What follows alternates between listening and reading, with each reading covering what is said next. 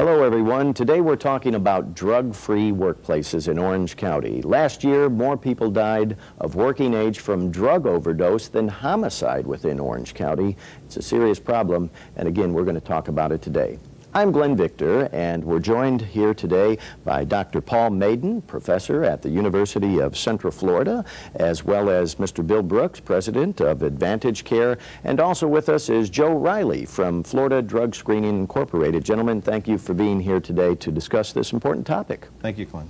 All right, and a part of the effort to increase the number of drug-free workplaces in Orange County grew out of an effort by then Orange County Chairman Mel Martinez in 1999, who formed the Orange County Office for a Drug-Free Community. Mr. Bob Pickrell was appointed coordinator of that office and got to work immediately and formed the Orange County Coalition for a Drug-Free Community as well. And that coalition consists of several committees: the Faith Committee, the Education Committee, the Media Committee, Youth Committee, and the Drug-Free Workplace or Business Committee, of which our panel members here today are all part of. And the Drug-Free Workplace Committee has been very busy over the past couple of years working toward increasing the number of drug-free workplaces in Orange County.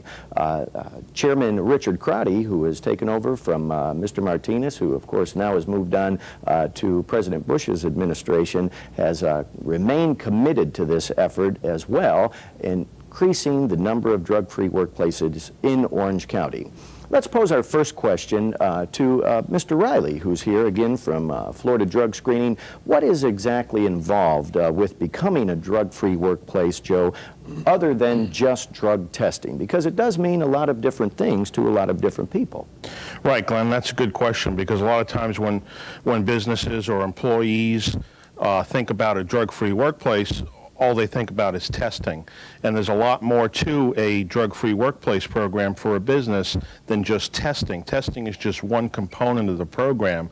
There are 4 other major components which are, if not more important, equally important than the drug testing itself.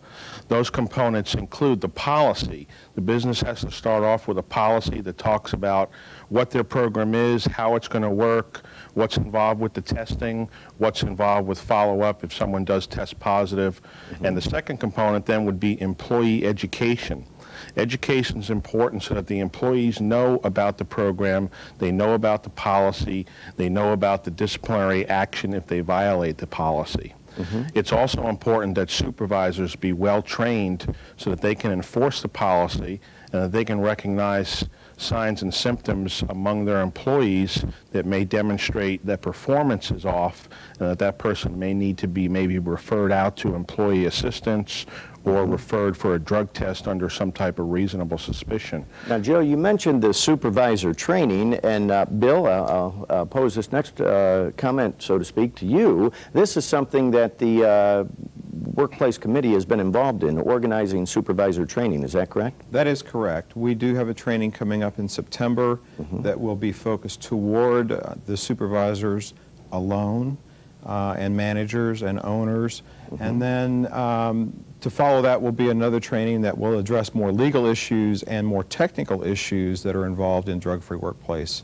One of many accomplishments of the Drug-Free Workplace Committee, and Dr. Maiden, I see you've brought your prop with you here, right? You've got the resource guide, and this, again, an excellent example of the great work that this committee is doing. It is the Drug-Free Workplace Resource Guide that the committee put together, and I know y'all worked real hard on this. Tell us a little bit about what went into this. Well, Glenn, we've had a number, obviously we've been quite busy over the last couple of years, and one of the pieces we put together is the Resource Guide for Drug-Free Workplace, and basically it's broken down into 3 aspects, really looking at the development of a drug-free workplace within Orange County, deals with Florida workers' compensation resources and how you qualify for the discounts, which we can talk about in the program a little later, drug testing resources in terms of if you're interested in developing and implementing a drug-free workplace, who in Orange County can help you do that? Organizations, groups like that. Legal issues around drug testing and drug-free workplace. And then finally, we also offer a section on employee assistance programs. What are they? How do you develop them? And again, with each one of these sections, we provide a listing of local resources that you can contact, to help put these programs together. And these resource guides are provided free of cost to businesses in Orange County, correct? We've printed thousands of these, distributed them to businesses all across Orange County. It's still available, and we're in the process actually of updating it and enhancing it a bit more. So it's really just a matter of contacting the Orange County Office for a Drug-Free Community if someone's interested in obtaining this resource guide. And of course, we'll be talking about a lot of the things that are in the resource guide right here on the program today. The book goes maybe into a little bit more detail about some of those things, correct? Glenn, one of the other things that has come out of the resource guide is we formed a Speakers Bureau to go out and address issues for the community revolving around drug-free workplace and other issues revolving around drug and alcohol testing. So again, businesses who that may be interested in having a speaker come in, just again, service groups, contact the Orange County Office for Drug-Free Community, community groups, that type of thing, whether it be Kiwanis Club or Rotary Club. We don't want to, be biased to one toward the other, right? Sometimes there's a lot of competition between the Kiwanis and the Rotary and different clubs, but nonetheless, the Speakers Bureau available to all of them, and it's as simple as a phone call and making an appointment to have somebody come out, maybe even one of the gentlemen here with us today. Now, Dr. Maiden, you mentioned a little bit about the discount that can be available to some of the businesses that may become what we call an official drug-free workplace. Tell us a little bit more about that. Basically, under the Florida Workers' Compensation, you can qualify for a 5% discount on your premiums if you've implemented a drug-free workplace and you follow the guidelines that are set up by the, that are basically set up the guidelines there. And essentially, what we do is provide information on how that's done, and that's also what the resource guide does. But if you're in compliance with that, it's not good enough simply to say that you're a drug-free workplace. A lot of organizations think they are. No, we don't have drugs here, but in fact, it's part of that is lack of information. The other part is just sheer denial that they don't want to acknowledge it. But so there are steps you have to go through to qualify for that. You're exactly right. And Joe, I know that's part of the work at hand for you, and what you do at Florida Drug Screening is, again, going out to try to educate different people at particular businesses that it can help them with their bottom line, right? Yes, absolutely. Particularly, you both mentioned the 5% discount on workers' comp, so that's a very tangible aspect of you have a drug-free workplace implemented, you save a dollar amount on your workers' compensation insurance. There are other benefits that the employer and employees receive that do add to the bottom line. In a drug-free workplace, your morale is going to be higher. Employees like to work with other employees who are not using drugs. Productivity can increase, turnover can decrease, absenteeism can decrease. Health insurance costs, there's been studies that have shown over a period of time that they dramatically decrease in a business that has a drug-free workplace as compared to a business that doesn't have a drug-free workplace. Tell us about the advantages to small businesses too, Joe, because I think sometimes what maybe some of our challenge is that the smaller business people think, well, that's something for the larger companies, the bigger companies. That's not necessarily true, is it? Well, drug-free workplace programs have been around for about 15 years. And from the early on, the major companies got involved and implemented programs. In 1998, Congress did a study in conjunction with the Drug-Free Workplace Act of 1998, which actually identified that 97% of large businesses had drug-free workplaces implemented, but only 3% of small businesses. Now, the small business can receive the same benefits that the large business can, but a lot of times they don't have the resources, they don't have the education, and they don't have the time to put the program together. That's where the coalition can come in and help them and provide some of those resources. That's absolutely correct. And I think, again, that is a good lead into the next question. Bill, maybe you could talk a little bit more on this. You'll hear from a lot of the smaller businesses especially that, well, it's too expensive for me to do that. I've got to get an attorney to draft a policy. Then I've got to pay for the testing, that type of thing. And again, that's not necessarily accurate, is it? No, it's not. Most of the programs today, a fair amount of the program will be paid for by the reduction in their workers' comp premiums that they'll enjoy, especially if they're a rated program. For instance, in the construction industry, many of them are rated as a result of continuous worker comp injuries. This program has proven that there are 5 times greater claims by substance abusers for workers' comp than there are for those who are not abusing substance. And substance includes alcohol.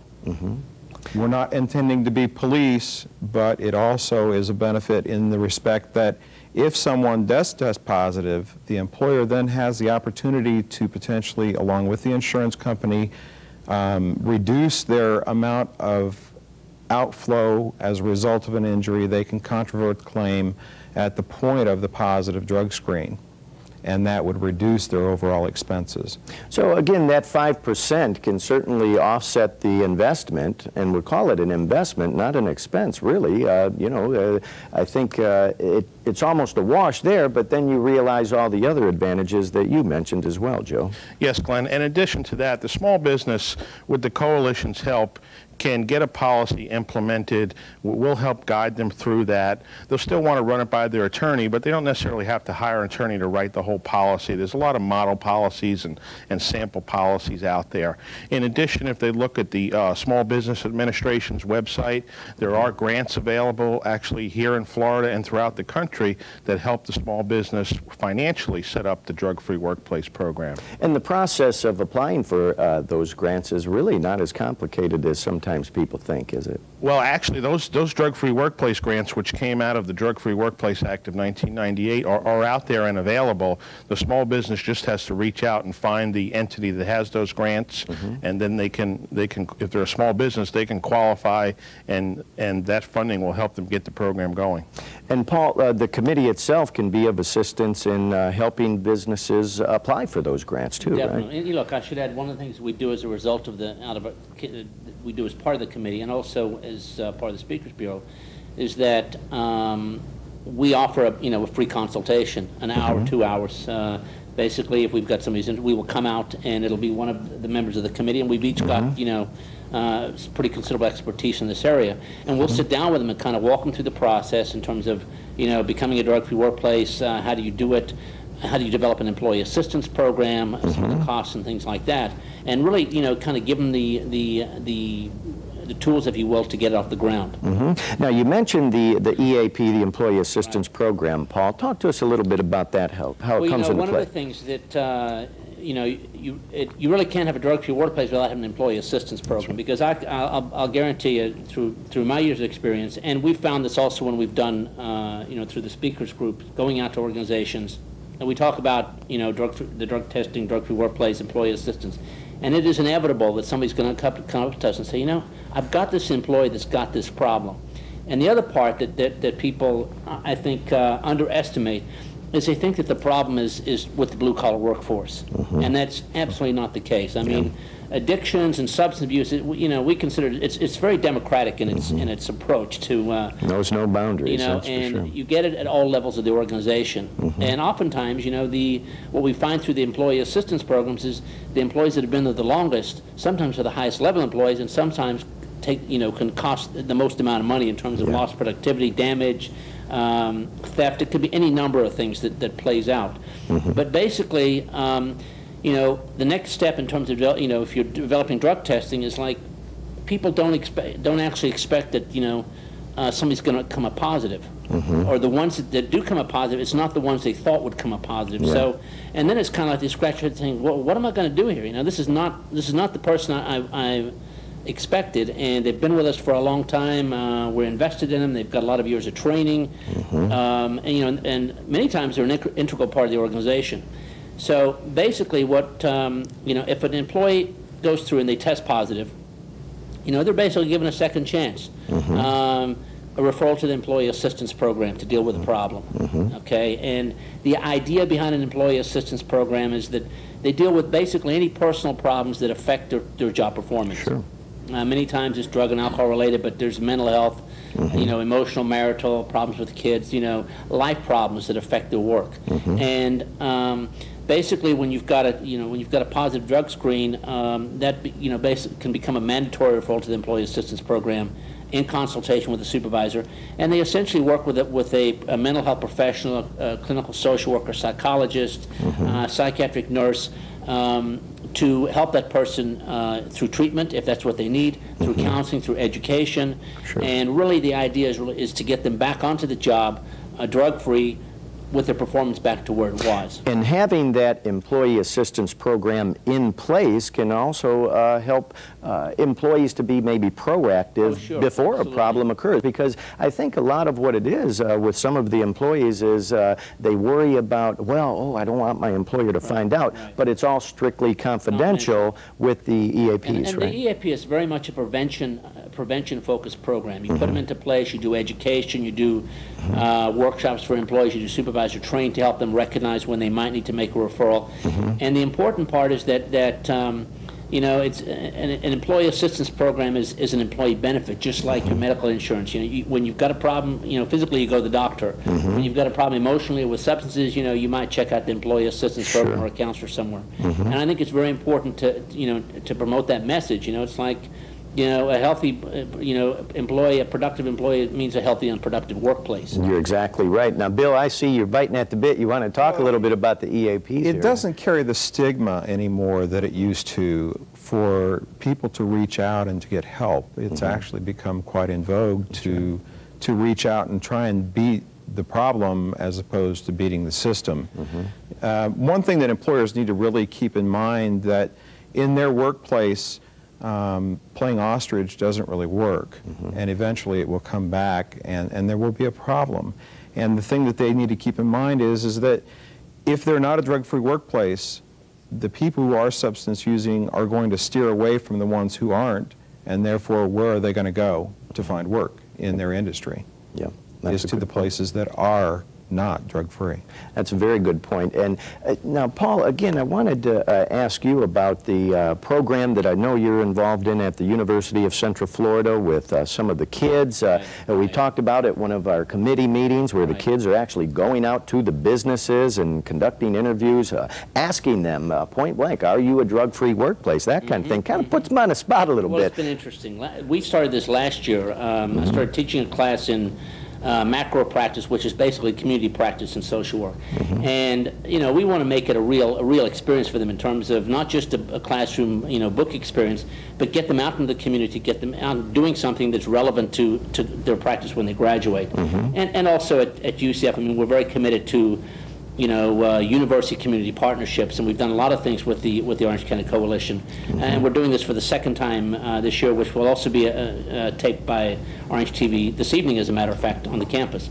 But basically, what we gave the students options in terms of projects they could work on with the coalition, and last year there were 6 of them, and they were doing surveys in neighborhoods around neighborhood perceptions of drug use in their neighborhood, but also we had 3 of those were related to the drug-free workplace, and they basically went into businesses in Orange County to ask them if they were drug-free workplace, and also to give out the posters and to leave the red book, the big red book, of course, and other information around you know, becoming a drug-free workplace. And it's been a very important project for the students because it's reality-based. And you know, we've done it for a second year now, and they did it over this last summer with Margaret Sauer, who's one of our other faculty members, picked up the project for the class that she's teaching, and you know, it's quite a learning experience for the students because it's a real life experience for them, and they basically realize that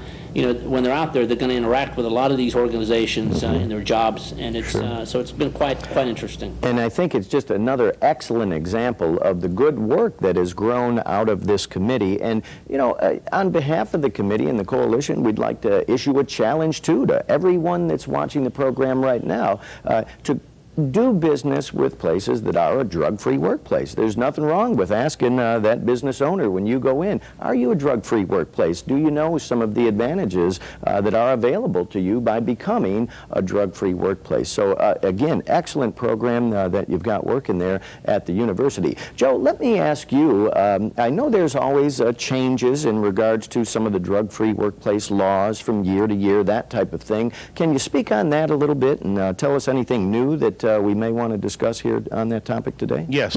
Here in the state of Florida, we have a drug-free workplace law that's related to workers' compensation insurance. And it basically says that if you put a program together and you follow the procedures outlined that are in that statute, you qualify for that workers' comp incentive and again get that 5% discount. In this past legislative session, a bill was passed that did two things.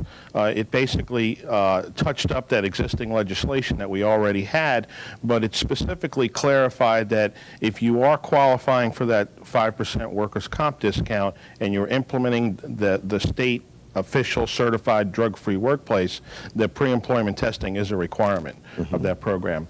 The other thing that bill did was required as of October 1st that contractors, electrical contractors, building contractors, alarm contractors that are working on state-funded projects, educational projects, buildings that the state is building, buildings that the Department of Corrections is building, any of those state-funded projects, those contractors will be required to implement that drug-free workplace in order to work on that contract, in order to be able to work on that job site. That's a great example of the progress that is being made.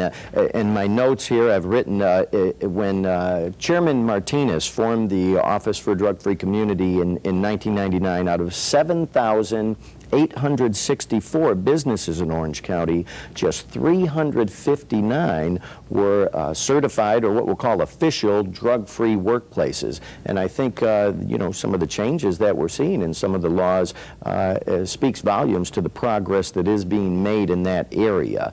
Now, let me ask you this question, Joe. We've heard different conversations from time to time about what we call the grandfather clause. Can you speak on that a little bit today? Yes, well, basically, when a business implements a drug-free workplace for the first time, they've never had a program before. And they develop a policy that says this is how the program's going to work, this is how we're going to do the drug testing, this is what our employee assistance program is. They then post a notice to their existing employees. It's called a 60-day notice. And that's a 60-day notice that says we've now implemented this drug-free workplace policy, but existing employees will not be tested for 60 days. And it's kind of a period, a 60-day period, where an existing employee who had a problem might want to come forward or might want to reach out to the employee assistance program and might want to get help before they test positive, and then they avoid that disciplinary action that's going to be outlined in that policy on a positive drug test. Now see, I think that's just another example of how there is so much more to becoming a drug-free workplace that business owners and employees as well aren't always aware of, and just another great reason for the resource guide. If you have questions about anything having to do with becoming a drug-free workplace, you may want to obtain that resource guide. You can get it for free by contacting the Orange County Office for a Drug-Free Community, perhaps having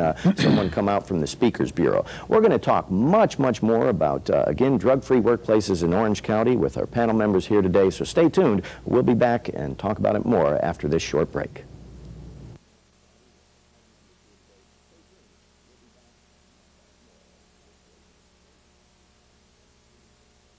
Welcome back, everyone. Today we're talking about drug-free workplaces in Orange County. I'm Glenn Victor, and last year in Orange County, more people died from drug overdoses than from homicides, and the studies show that 70% of drug users are employed.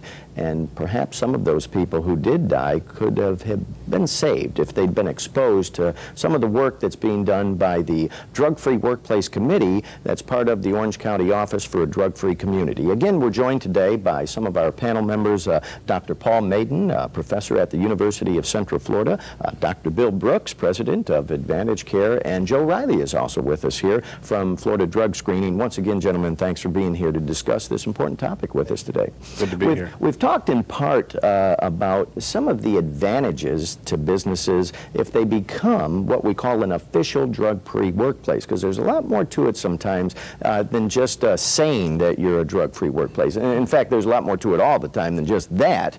And one of the advantages, again, is on the financial end. So, Joe, why don't you talk to us a little bit about that? We've discussed that the businesses are entitled to a 5% discount on their workers' compensation insurance premiums. How easy is it to file for that discount?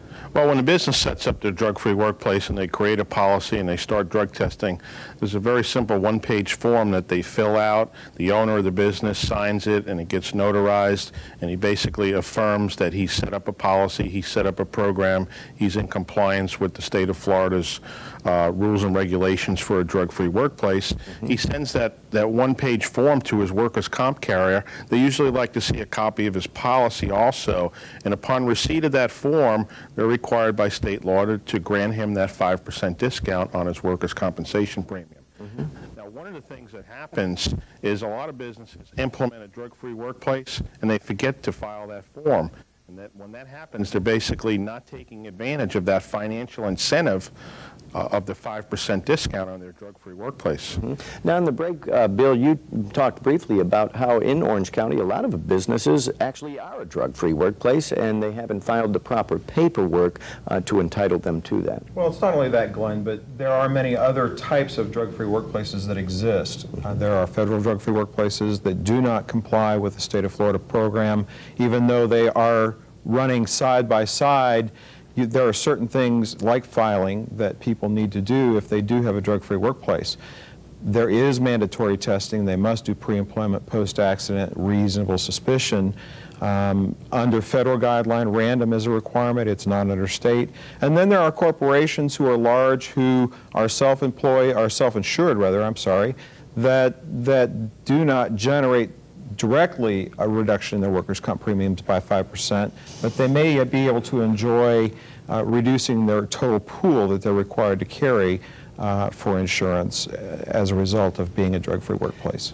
I feel a need all of a sudden to just kind of interject that, you know, although we're talking about these different things, that it really is not that big of a chore for various business owners to become what we call an official drug-free workplace. I myself have said that, you know, there's a lot more to it than just saying you are one, but Joe, that's part of what you do at Florida Drug Screening is taking the business owners by the hand, and the committee as a whole, really, and walking them through the process, and although there is more to it than just saying you are, it's really not that difficult. It's not very difficult at all, and one of the things that we mentioned previously is that the committee does offer 1-hour free consultation to any business in Orange County, which would basically provide them with a step-by-step procedure to get the program implemented and kind of hold their hand, and it's almost a turnkey operation. But it really just takes initially commitment from the top down. From the owner of the business or the management of the business, they make a commitment to do it, and it will flow from there, because employees will buy into the program. They do not want to work next to someone who's a substance abuser. That's right, and of course, Dr. Maiden, you've got what you call the big red book with you here, and that's the free resource guide that the committee that you chair, I know, has worked real hard in, and of course the Speakers Bureau as well is available. Right. And now, you talked as well about some of the other advantages to businesses in regards to retaining employees. Sometimes it's better to work with that employee, maybe whether through it be a EAP program, employee assistance program, rather than terminating someone right out of the gate. Why don't you speak on that a little bit more? Well, you know, I think every business can attest to the cost involved in employee turnover, and you know, becoming a drug-free workplace, developing employee assistance programs are two very effective ways to reduce turnover and also to reduce the expense of turnover. You know, one of the things we found is that drug use in the workplace is something that you don't want to tolerate, and you really want to adopt a zero tolerance policy towards it. But you know, people make mistakes, and you know, most of them are worth giving a second chance, if you will. And one of the things you find with an employee assistance program and this, you know, all the programs we're talking about is that it gives the opportunity, you know, the person an opportunity to kind of redeem themselves, if you will. It also is a proven way of restoring them to productivity. And if you factor in just the cost of going through a termination, recruiting, hiring, retraining a person, putting them back on the job, and we also know statistically through the AP field that you've got about a 50% chance that the new employee at some point in their work history is going to develop a problem that's going to require some kind of intervention, whether it's stress, whether it's financial, whether it's drug or alcohol or something like that. The other thing we found is that you know, the return on the investment can be anywhere from 1 to 7 to as high as 1 to 15 in some cases, depending on what is spent on a program. And you know, there's a whole aspect of employee morale in terms of, as Joe mentioned earlier, you know, nobody wants to, you know, work in an environment where they know people are using drugs on the job. At the same time, you also find that you know, when you take the time to work with the individual, to basically give them that second chance, if you will, and that they get their act together, and they've still got their job. They're still, you know, they can, you know, maintain some of their dignity, and it obviously improves their self-worth to themselves, obviously, but also to the organization.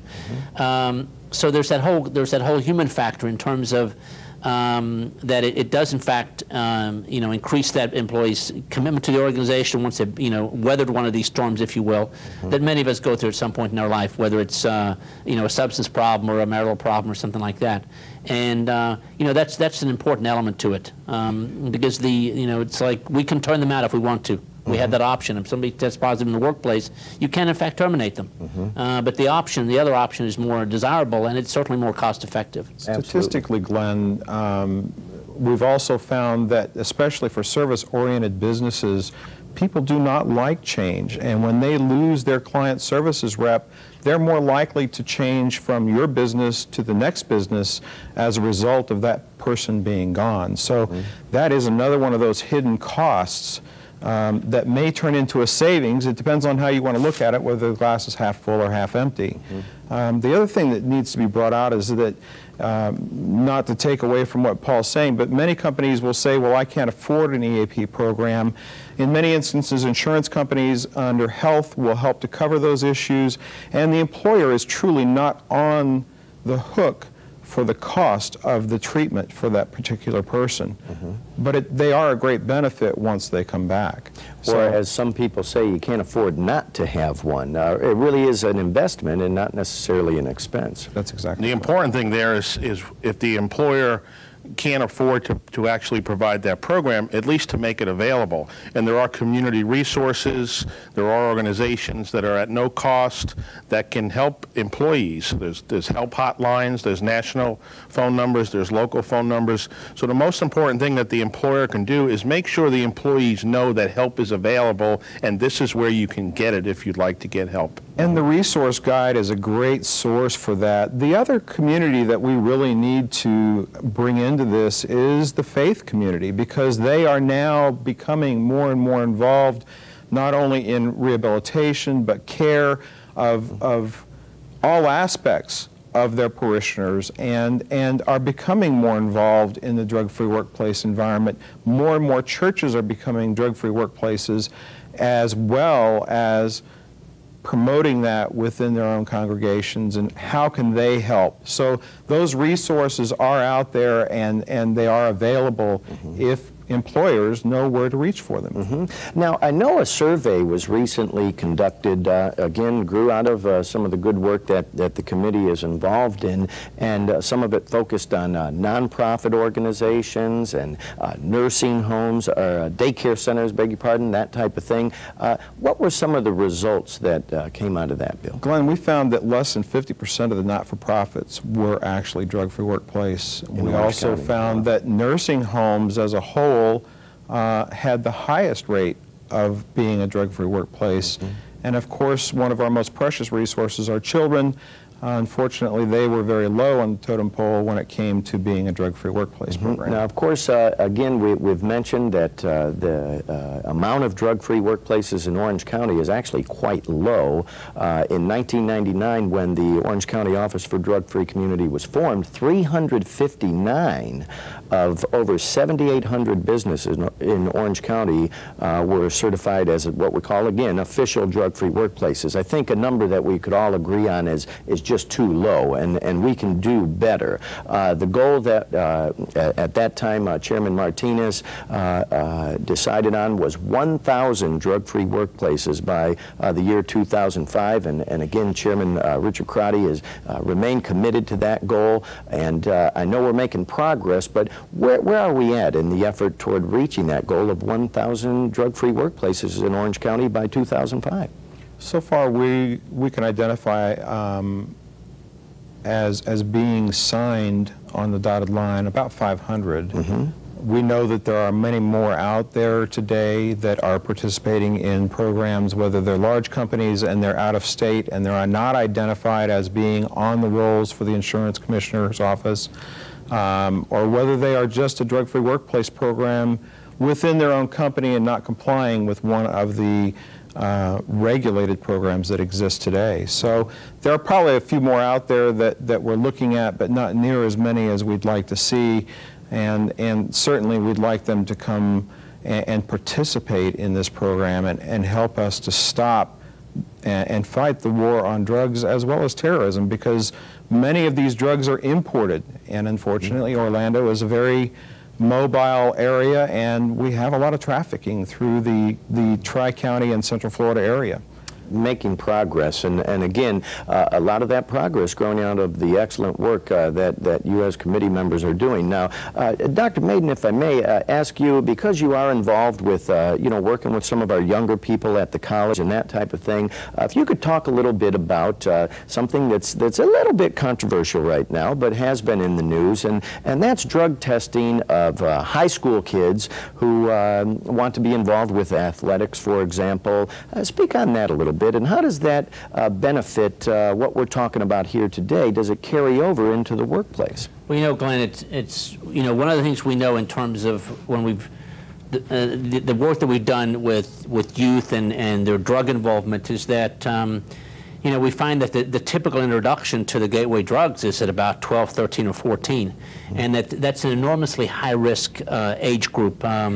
And that we've also found just, historically that when kids start using at that age, that they continue to use for long periods of time. And at some point, we've got to intervene and break that cycle, if you will.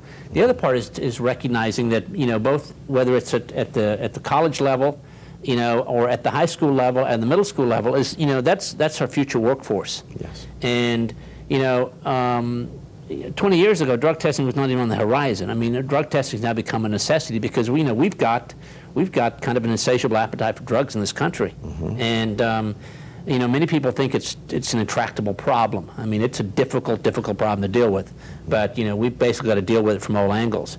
And I think look, we know there's drug use at the college level. We know there's heavy alcohol use. We also know there's drug and alcohol use in high schools and middle schools. So it's almost preparing them for their future in terms of this is what it's going to be about when you get out in the real world. That you've got to remain drug free if you're going to get employed. And so it's unfortunate, but it's necessary. I like the way you put that. Again, we're dealing with our future workforce here, right, Bill? We are. I mean, there is a potential epidemic out there, and alcohol is one of the primary drugs of abuse that is going on currently in the middle schools today. And it is stretching across race, it's stretching across affluence, it's stretching across all ranks, and we really need to step forward and protect our children because they are our future. There are drugs out there today that are doing things to the body far beyond what we've experienced when we were growing up. Ecstasy is a bad drug, and it's causing many problems, and we don't even begin to understand what the problems are going to be for this generation and their continued use of ecstasy. That brings up, I think, an interesting question that some of our viewers may be interested in. Joe, at Florida Drug Screening, what are some of the most common drugs that y'all are finding now when you do conduct the drug in tests? Workplace testing, typically marijuana is the drug that the positivity rate is the highest. It's the most probably widespread use drug in America. After that, we're looking at positivity rates of cocaine.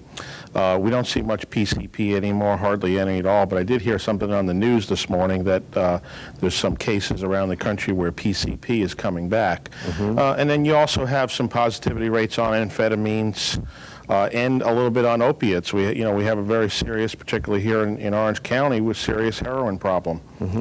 I think it's important to put names on those drugs, you know, because we talk about, you know, drug-free workplace and how important it is to remain drug-free in the community and all that type of thing, but even just the impact of listening to you right now and hearing that, yes, we're finding cocaine in the systems of these people, and we're finding marijuana, and we're finding, you know, these different drugs, just brings it home a little bit more, doesn't it? There's another aspect that really needs to be looked at here, and from a medical aspect, the challenges that the emergency rooms and the EMS people are facing in today's marketplace is that as these drugs are manufactured, these people are becoming more and more creative in what they're adding to their drugs. So ecstasy may be laced with many, many, many different things.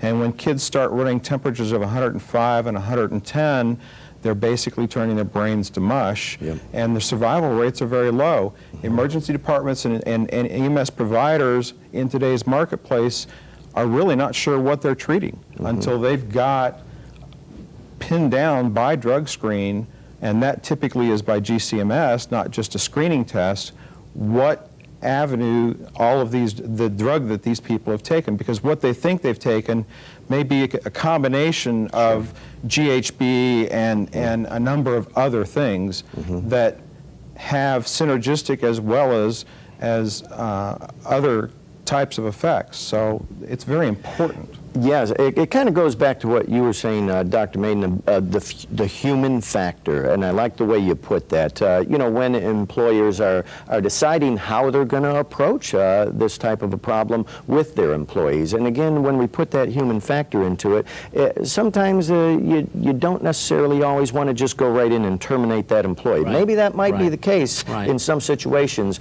but when you bring the human factor in, you know, again, it's something that you can work on with that employee. Right.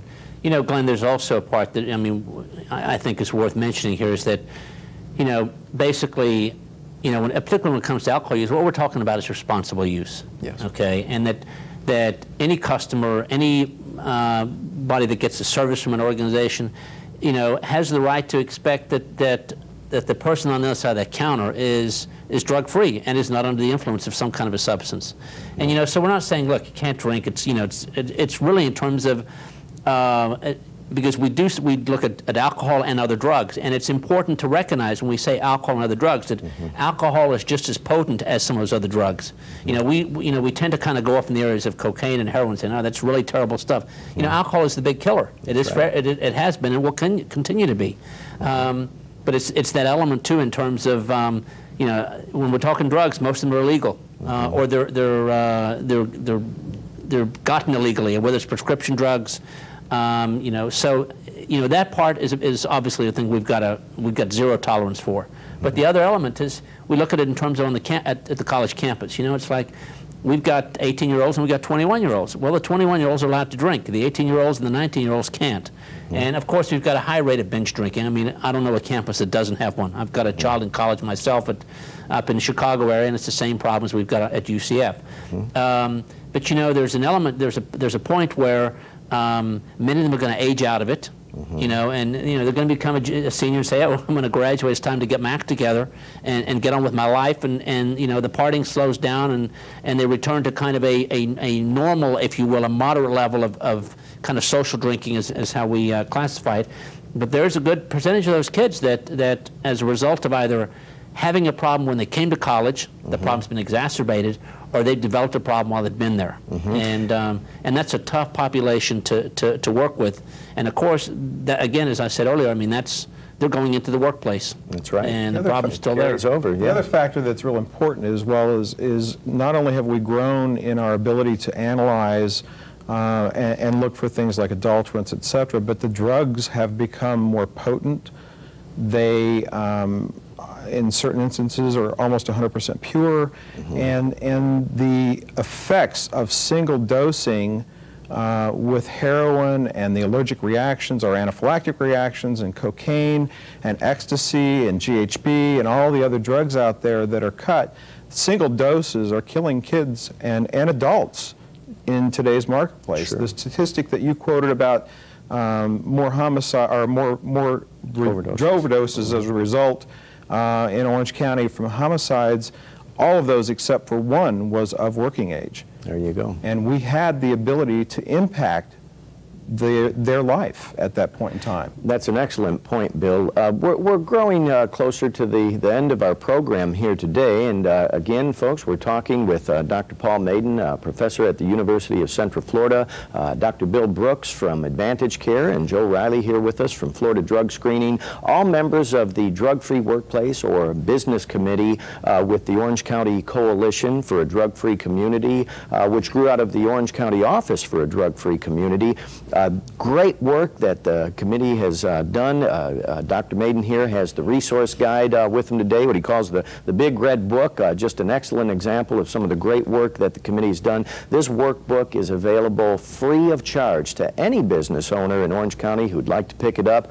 Just call the Orange County Office for a Drug-Free Community. It's available to you. Also, there's a speakers bureau available. You may see one of the gentlemen here with us today come out, again, free of cost to speak to your business about the advantages of becoming a drug-free workplace and how far-reaching it can be. Joe, let me, if I may, again, give each of you one more chance to just talk a little bit on this topic, and if you may, at this time, just give us a little bit more information on some of the advantages from your perspective for the businesses in Orange County to become what we call an official, certified, so to speak, drug-free workplace. I would very much encourage the small businesses that are out there to really take a look at implementing a drug-free workplace. The benefits that they can realize are really substantial. Turnover, which Dr. Maiden mentioned, turnover can be devastating for a small business. You've got 5 people working in an operation and one of them leaves. You've got to bring in a new person. Recently, with workforce development programs that I've been to, they've had workshops where they actually calculated the cost of turnover, and in many positions, even with a low-wage position, the cost of turnover can be $15,000, $20,000 for a person.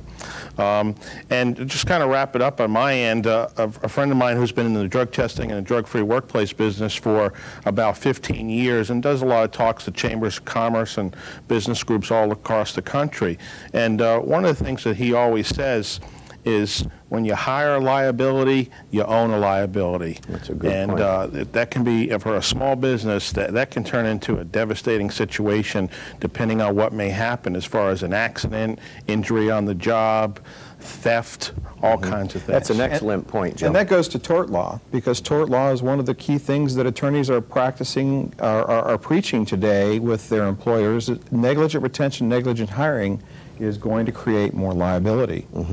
I'd like to create a challenge here to the public, and that is that we are ever striving to increase our effectiveness and to come up with new ideas to reach not only the workplace but also the children of this community to be more effective and to stop the abuse and use of drugs and the senseless killing of our youth and our adults. I'm asking you to become a card-carrying member of the Coalition for a Drug-Free Community. Respond to Bob Pickerel, give us ideas, give us your thoughts, let us help to implement them. Come join us. We would love to have more members on our committees. There are many, many committees to pick from, and you could participate in more than one. We are trying to do what is best for the community and for the children of our community as well as the adults. That's an excellent point, Bill. And Dr. Maiden, what else can the citizens and the business owners of Orange County do to get involved with this? Well, Glenn, you know, I look at this, you know, I've been in this field for nearly 25 years, and I've always recognized that it's a real problem. A lot of other people don't recognize that at that same level, but it is in fact a problem. It's a problem in the community, it's a problem in the workplace. And you know, my comments that is we've got a social responsibility to deal with it, and we've also got a corporate responsibility to deal with it. And we've all got to go at it at the same time to really make a dent in it. And it's difficult, but we've got to keep doing it. And we will. And another thing that you as a business owner or an employee can do is make sure that your place of work has the drug-free workplace poster placed prominently in the window and in the employee area. These are all part of being a drug-free workplace. You can pick those posters up, again, absolutely free, no cost, at the Orange County Office for a Drug-Free Community. The resource guide, again, if you'd like a speaker to come out and speak, the Speakers Bureau is available too. We'd like like to thank you for watching today and being a part of our discussion here on this important topic. Again, if you'd like more information on anything that we talked about here today on the program, give a call, the Orange County Office for a Drug-Free Community. Thanks again for watching.